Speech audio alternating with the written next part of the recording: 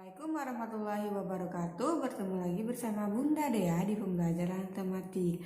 Apa kabar semuanya anak-anak soleh dan soleha? Tentunya alhamdulillah luar biasa, Allahu Akbar. Nah, sebelum memulai pembelajaran pada hari ini, ada baiknya kita mengucapkan basmalah. Bismillahirrahmanirrahim. Pada minggu ini kita sudah masuk pada tema 5, subtema 1 ya. Silakan dibuka buku tema 5-nya dan sama-sama kita simak pembelajaran pada hari ini. Tentu kita hari ini akan membahas yang pertama mengenai jenis dan komponen ekosistem.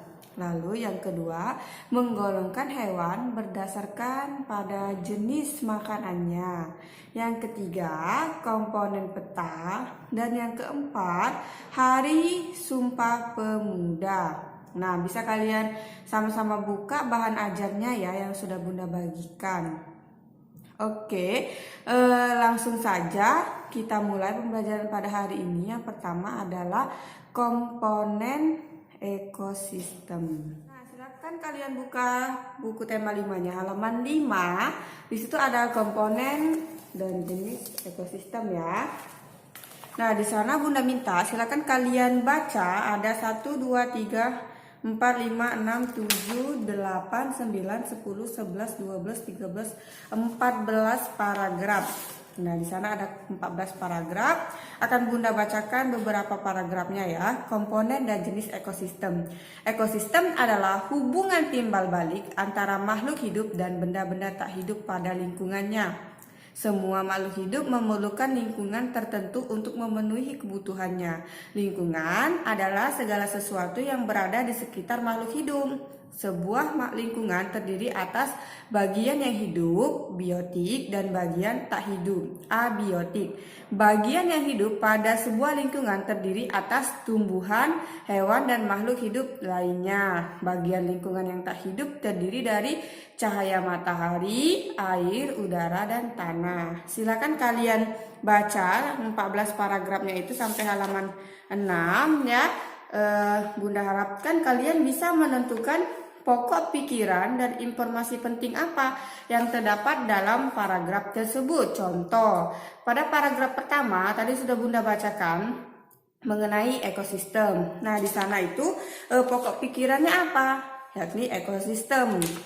Informasi pentingnya apa? Ekosistem adalah hubungan timbal balik antara makhluk hidup dan benda-benda tak hidup yang ada di lingkungan. Nah, itu contohnya. Silakan kalian lanjutkan pada paragraf 2 sampai 14 ya. Itu saja untuk komponen dan jenis ekosistem.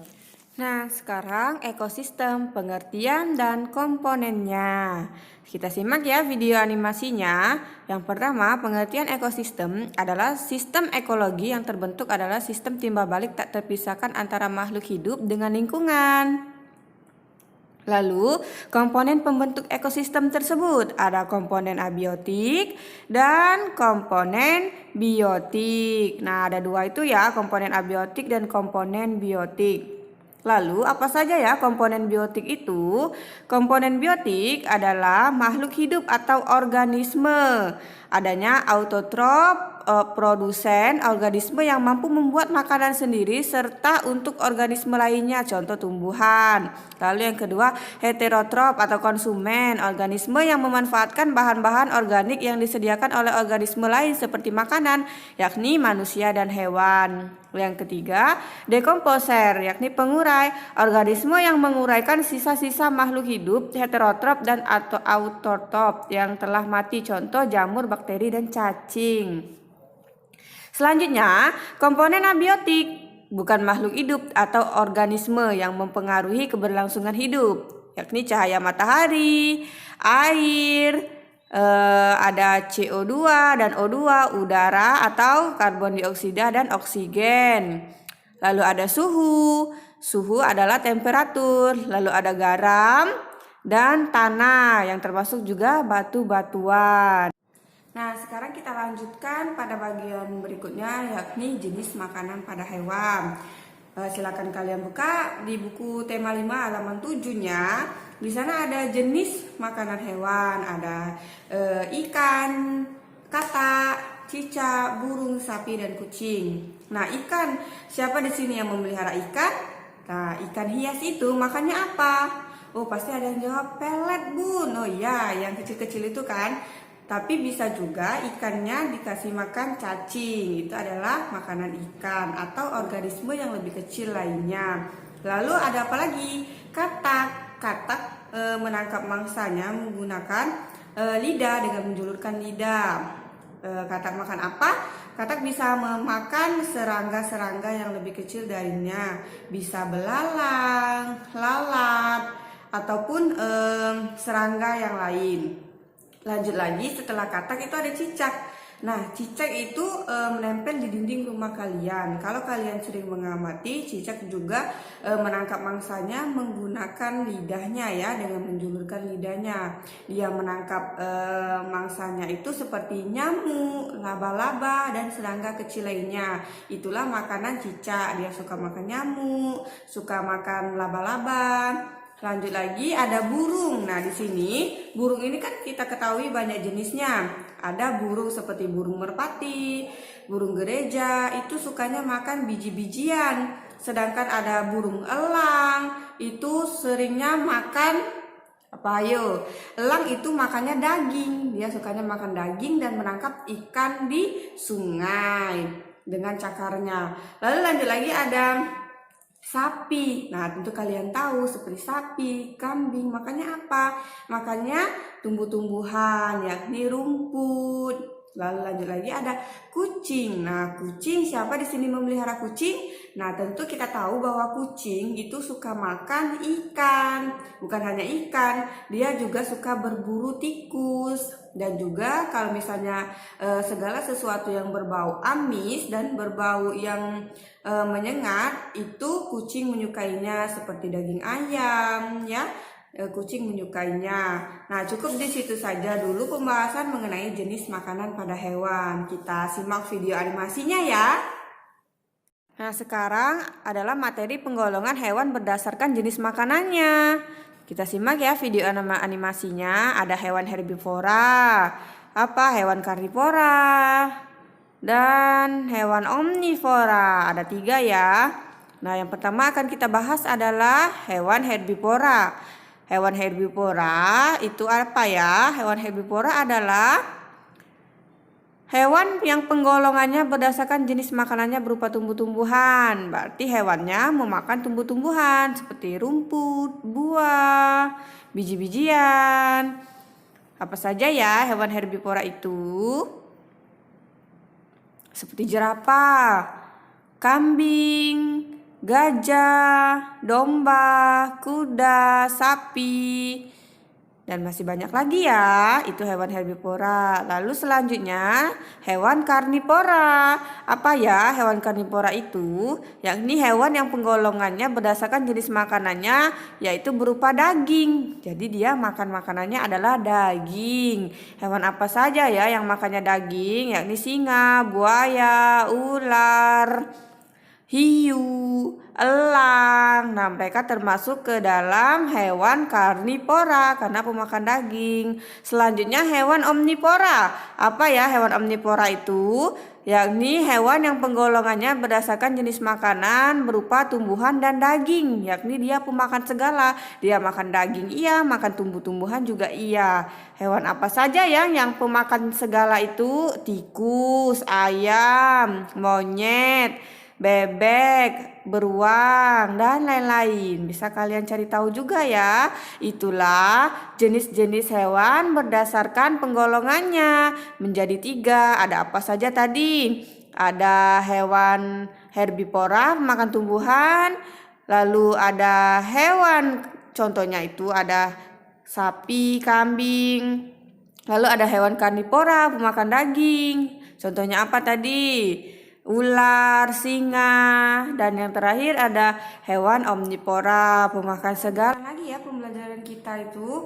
Selanjutnya silakan kalian buka halaman 25 dan 26. Di sana menunjukkan adanya peta peta. Ada yang tahu apa itu peta?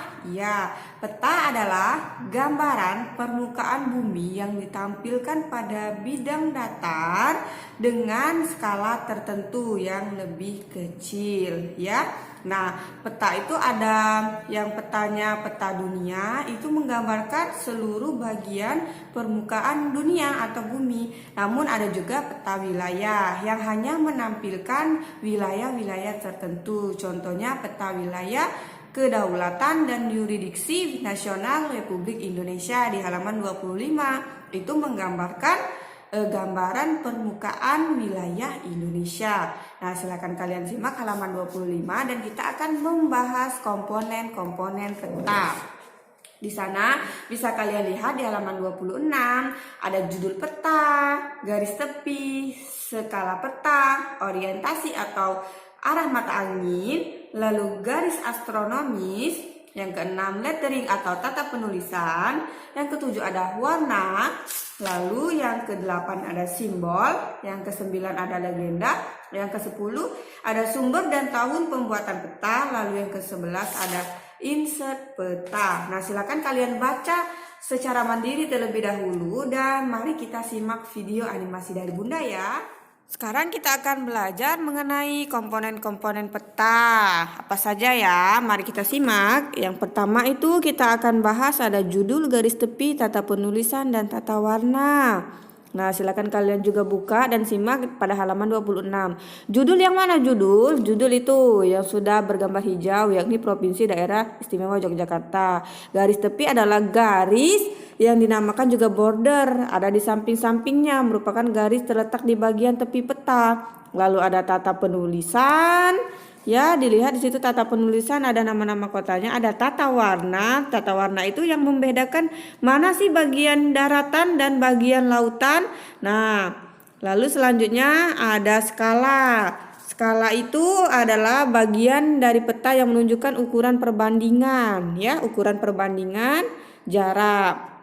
Lalu di situ juga ada pembandingan skalanya seperti 1:300.000. Lalu ada simbol. Simbol peta itu ada di situ, bisa kalian baca ya, merupakan tanda yang terdapat dalam peta mewakili keadaan yang sebenarnya. Lalu ada garis astronomi yang kotak-kotak, itu disebut garis astronomi yang melintang dan membujur. Lalu ada legenda. Apa itu legenda? Juga disebut keterangan mengenai peta dan apa saja sih yang ada di dalamnya. Inilah yang disebut dengan legenda. Lalu ada mata angin. Mata angin itu apa sih? Nah, mata angin itu adalah yang menunjukkan arahnya. Ada utara, selatan, timur, dan barat. Sudah tahu ya arahnya kemana saja? Nah, lalu ada sumber dan tahun pembuatan peta itu sendiri. Di situ ada terletaknya di dalam peta ya. Lalu ada insert peta. Insert peta merupakan komponen pada peta yang digunakan untuk memperjelas posisi suatu wilayah yang ada di peta. Nah, insert ini ada insert. Kita akan membahas materi terakhir pada hari ini ya. Materi yang terakhir itu adalah peristiwa Sumpah Pemuda tahun 1928. Nah, di sini bisa kita baca di halaman 31, bisa kalian baca secara mandiri sebelum menyimak video animasi dari Bunda. Sumpah Pemuda merupakan salah satu peristiwa penting dalam sejarah nasional Indonesia. Peristiwa itu menyebabkan masyarakat Indonesia menjadi sadar terhadap pentingnya persatuan dan kesatuan untuk melawan penjajah. Nah, peristiwa Sumpah Pemuda ini ada di dalam cerita tersebut. Bisa kalian baca. Ada lagi, selama zaman penjajahan Belanda, Kongres Pemuda Indonesia diselenggarakan 2 kali. Kongres Pemuda 1 berlangsung di Jakarta pada tanggal 30 April hingga 2 Mei tahun 1926, diikuti oleh semua organisasi pemuda. Nah, mari kita simak videonya ya. Hari Sumpah Pemuda itu adalah keputusan Kongres Pemuda kedua yang diselenggarakan pada 27 sampai 28 Oktober 1928. Keputusan ini menegaskan cita-cita akan ada tanah air Indonesia, bangsa Indonesia, dan bahasa Indonesia. Lalu istilah Sumpah Pemuda sendiri tidak muncul dalam putusan Kongres tersebut, melainkan diberikan setelahnya. Berikut ini adalah bunyi 3 keputusan Kongres tersebut yang tercantum pada prasasti di dinding Museum Sumpah Pemuda. Penulisan menggunakan ejaan Van Ophusen. Silakan kalian pause jika ingin membacanya dengan pelan-pelan ya. Pasti sudah bisa membaca. Alhamdulillah, Bunda sudah menyampaikan materi pada hari ini. Bunda harapkan anak-anak soleh dan soleha dapat mengerti dan memahami apa yang Bunda ajarkan ya. Lalu terakhir itu ada tugas. Silakan kalian buka buku halaman 6 mengenai pikiran utama dan informasi penting pada tabel 1.1. Di sana ada 5. Ada paragraf ke-1, 2, 3, 4, dan 5. Nanti Bunda fotokan ya. Cukup 5 saja, tidak perlu lebih ya. Cukup kalian buat paragraf 1, 2, 3, 4, dan 5. Jika tidak muat di buku, bisa kalian salin di buku tulis dengan rapi tulisannya ya. Lalu dikumpulkan ke WA pribadi Bunda. Bunda tunggu sampai jam 8 malam. Oke, Bunda akhiri pembelajaran pada hari ini. Bunda ucapkan wassalamualaikum warahmatullahi wabarakatuh.